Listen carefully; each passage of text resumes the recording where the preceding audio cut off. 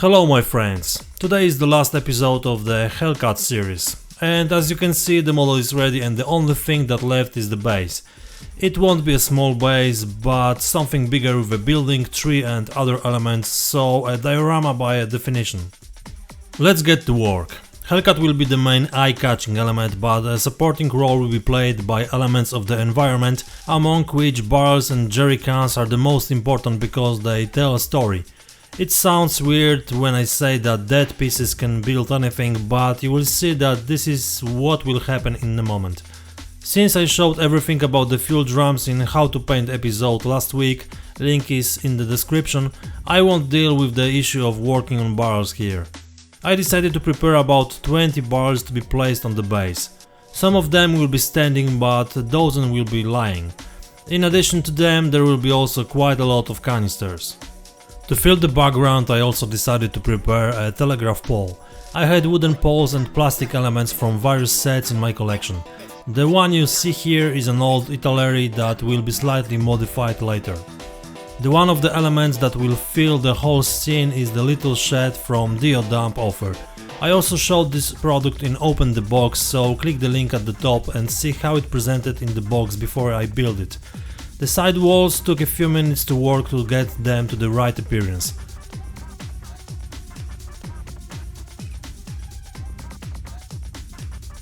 I have inserted a few stiffening elements inside the structure to make sure that the glue welds won't let go while the model is being manipulated. It doesn't look presentable, but luckily it isn't visible even through the wooden door.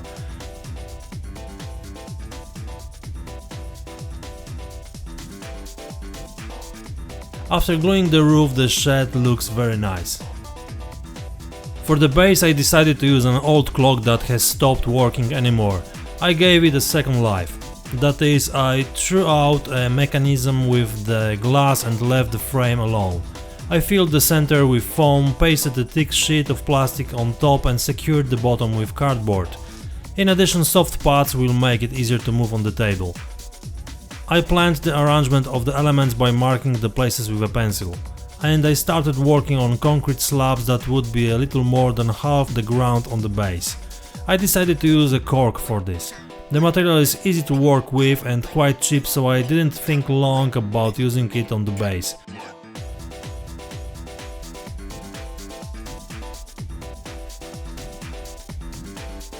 I adjusted it to the stand and then cut into squares.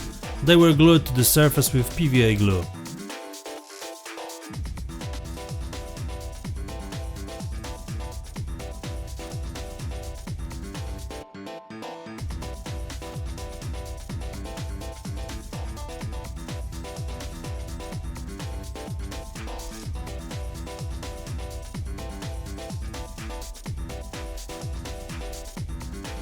In the place where the ground is supposed to be, I stuck the remains so as to fill the surface and not throw away the material that could do the job.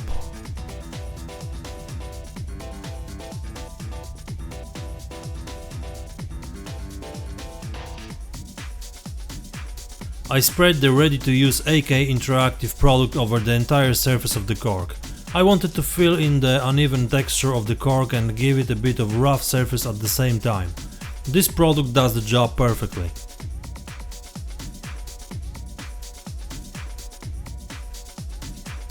The second layer was diluted with some amount of water. As a result, it penetrated even more uneven surfaces. I was completely satisfied with this level of filling and I left the stand to dry. Of course, with the accelerator.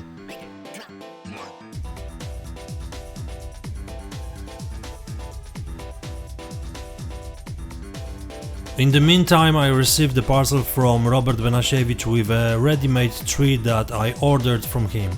Look how safely the packaged product that he has prepared is, and how wonderful this tree looks.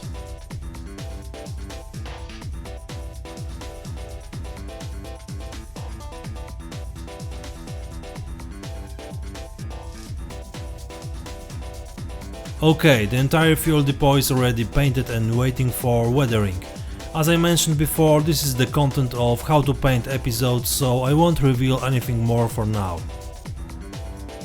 After drying, the stand was covered with a black primer. The frame was also covered with it because it's a good paint for such a task. I masked the edge with masking tape. First a thin one to easily give a round shape and then a wide one to mask as large surfaces as possible. And in result it looks like a cake. So now I started the painting. This is not some rocket science, just 2 shades of grey paint to add a little differentiation across the surface.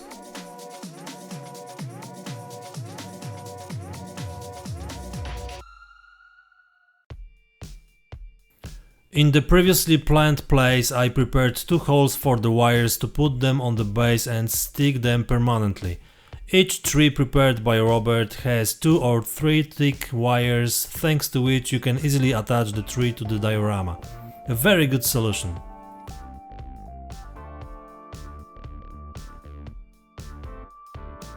I added the ready-to-use muddy ground product all around and now it's starting to look much better. Before I cover the rest of the space with it, I'm going first to prepare the shed mounting.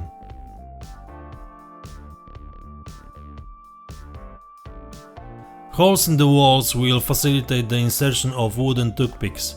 Of course, only a mechanical drill is suitable for drilling them because doing it by hand can be a bit tedious. And sure, you can stick such a small building to the stand without it, but personally I don't prefer such solution and use my proven methods. Of course, before the building becomes an integral part of the base, it must be painted. I don't have to argue why is more convenient, right? Having experience of painting my earlier projects, for example this, I decided to use my experience and do exactly the same here. Well, I know that maybe someone will be disappointed that I don't show new solutions, but I think that this method does the job and it's worth showing again. I painted the bricks with 2 very similar shades. Generally, both of them are great, so don't worry about mixing them together. I just wanted to use up all the paint so as not to waste it when it was already poured on the palette. For dilution I used acrylic Doctor from Modeler's World, which mixes very well with paints of this kind. Some bricks have been painted with different colors to add some variety to the entire surface of the walls. I used 1 color for lighter bricks and 1 for darker bricks. In such a small area this is more than enough. It's important not to overdo it with the number of colors. You have to choose their number to the size of the surface you want to paint. To make the mortar between the bricks I used plaster, which I spread over the entire surface. I removed the excess and soaked the rest with water.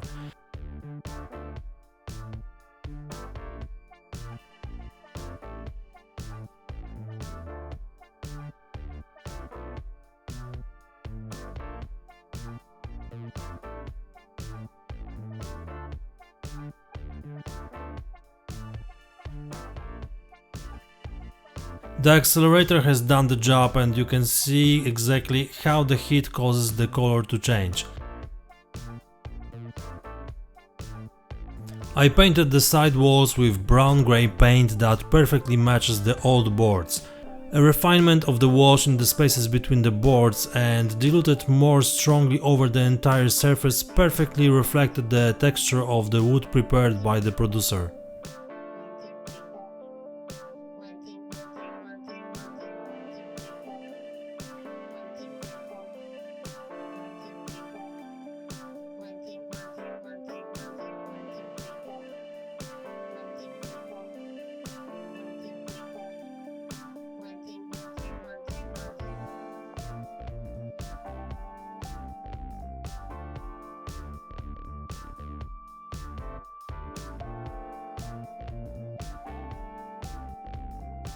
On the roof I did a dark grey finish with a bit of shading in the deep and highlights on the edges.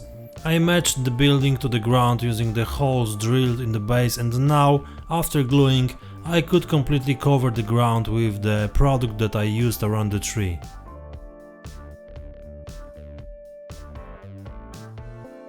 On the concrete slabs I applied some weathering paint in the same color as on the model. All this to unify the colors. A bit is also added on the soil.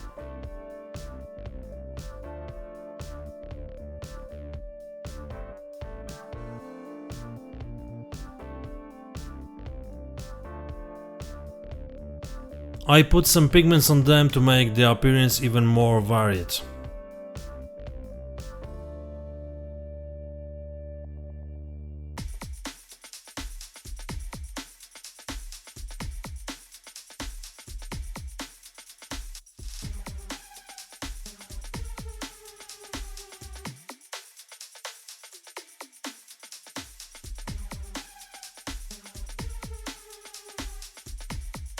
The barrels received a lot of pigments to make them look appropriate. It's not a complicated job, but very dirty. Each single barrel is glued to the surface of the base with CA glue. The jerry cans are also glued in the same way. I managed to get a nice effect using the uneven surface of the soil, thanks to which the entire fuel composition looks as if it was set up sloppy and quickly just to put all the containers somewhere. Before that, it's worth planning how the whole arrangement of such a number of elements should look like, so as not to make mistakes, because once glued, they will be a problem to change their position.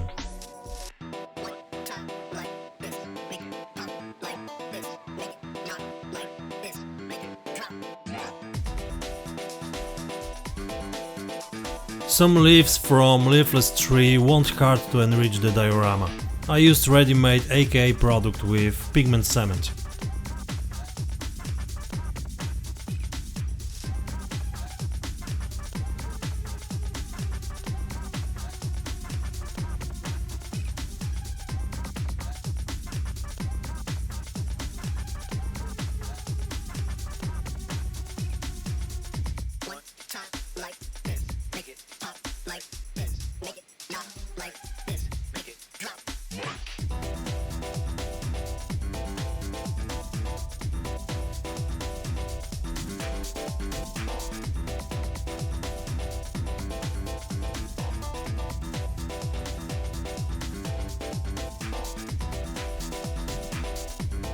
Tying wires on telegraph poles is quite a difficult topic.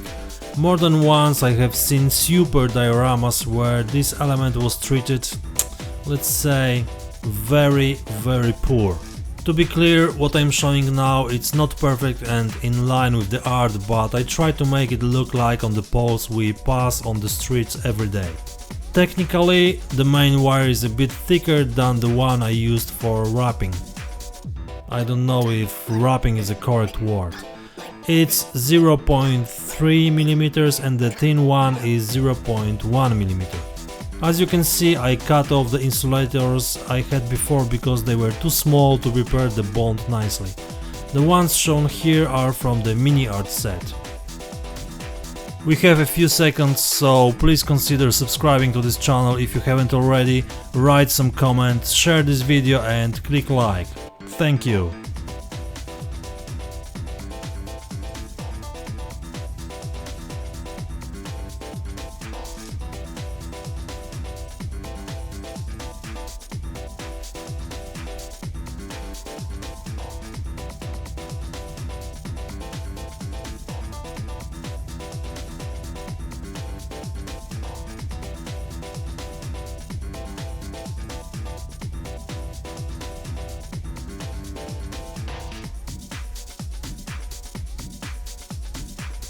Fuel and oil leaks were made of differently diluted oil paint. The previously pigmented surface perfectly draws the paint and it creates cool looking stains.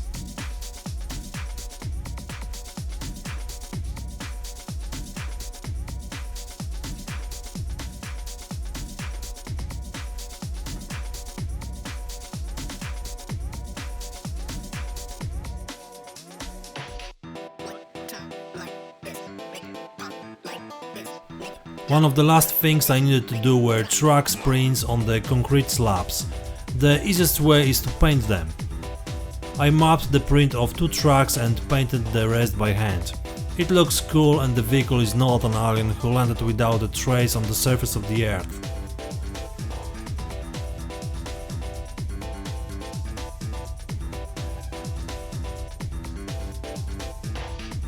The icing on the cake are the inscriptions. Shiny black on black looks very elegant and I like it a lot. And as always, this is the sticker I ordered in some printing company in my town.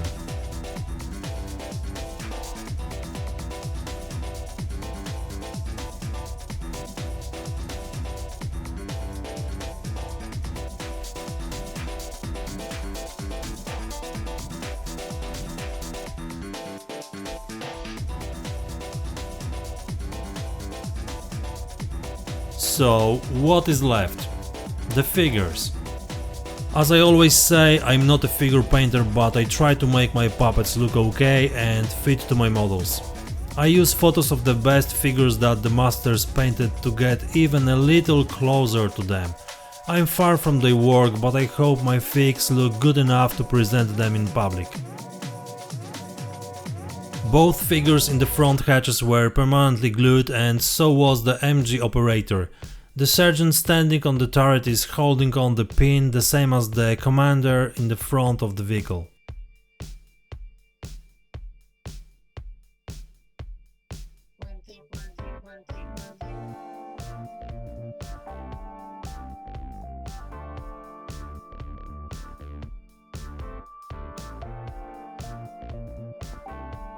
My friend suggested that I add more leaves, so I ordered another package and enriched the stand with these small elements.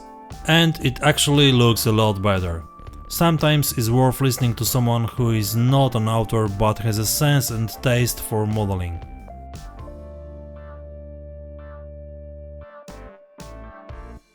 And that would be all. A few views of the ready diorama and it's time for a new project. And I'm going to build something modern. So if you are familiar with my channel, you probably know that it will be a new AK interactive model. Making a small summary, I need to say that I'm very pleased with this project. I waited for this model for quite a long time, but it was worth it. Initially I planned only one figure and I ended up with 5, so in the beginning I didn't want to make a large base, and as you can see, quite a large diorama was created. All this to highlight this interesting model well, to have fun with the construction and implementation of the project assumptions. I would like to thank everyone who supported me in this project, so I need to mention Eureka XXL, Master Model, Quick Tracks, as well as my patrons who support me every month. Thank you guys! Of course, if you want to be my patron and have access to additional materials and content, check my profile, link is in the description. That's all for today, see you all in the next video, cheers!